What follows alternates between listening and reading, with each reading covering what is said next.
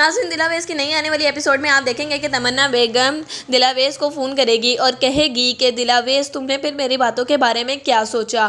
میں تم سے بالکل صحیح کہہ رہی ہوں کہ تمہاری ماں ایک بہت ہی زیادہ شریف خاتون تھی۔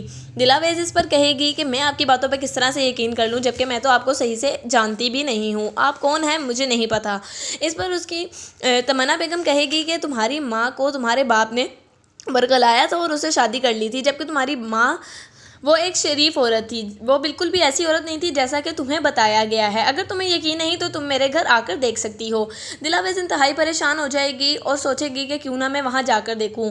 آخرکار دلاویز چلی جائے گی اور جیسے ہی وہ وہاں جائے گی تو وہ اس منزل کو بڑی ہی غور سے دیکھے گی، اور جیسے ہی وہ اندر داخل ہوگی تو تمنا بیگم اس کو دیکھ کر حیران ہو جائیں گی اور کہیں گی کہ مجھے امید تھی کہ تم ضرور آؤ گی، آؤ میں تمہیں تمہاری ماں کا کمرہ دکھاؤں۔ وہ جیسے ہی اس کو کمرے میں لے کے جائے گی تو دلاویز اپنی ماں کی کمرے میں یادوں میں گم ہو جائے گی، اور جیسے ہی اٹھ کر دروازے کی طرف جائے گی تو دیکھے گی دروازہ بند ہے۔ وہ بہت ہی زور سے چیخے گی، چلائے گی کہ دروازہ کھولو، مجھے جانے دو، مگر کوئی اس کی آواز نہیں سنے گا۔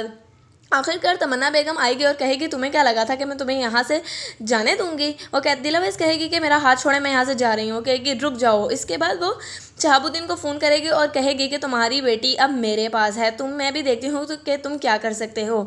شہاب الدین اس کے گھر جائے گا اور اسے کہے گا کہ میں اپنی بیٹی دلاویز کو لینے آیا ہوں، جس پر تمنا بیگم کہے گی کہ کس خوش فہمی میں تم مبتلا ہو، ابھی تو صحیح گیم شروع ہوئی ہے، اب تم دیکھو کہ میں کرتی کیا ہوں۔ اگر میں نے اس کو تمہارے ساتھ ہی بھیجنا ہوتا تو کیا میں اس کو یہاں پر لے کر آتی؟ میں تو صرف اور صرف تم سے بدلہ لینا چاہتی تھی، جس طرح کہ تم نے ستارہ کو چھین کر میرا جینا حرام کیا تھا، اب تمہاری باری ہے، اب میں تم سے دلاویز کو چھین لوں گی۔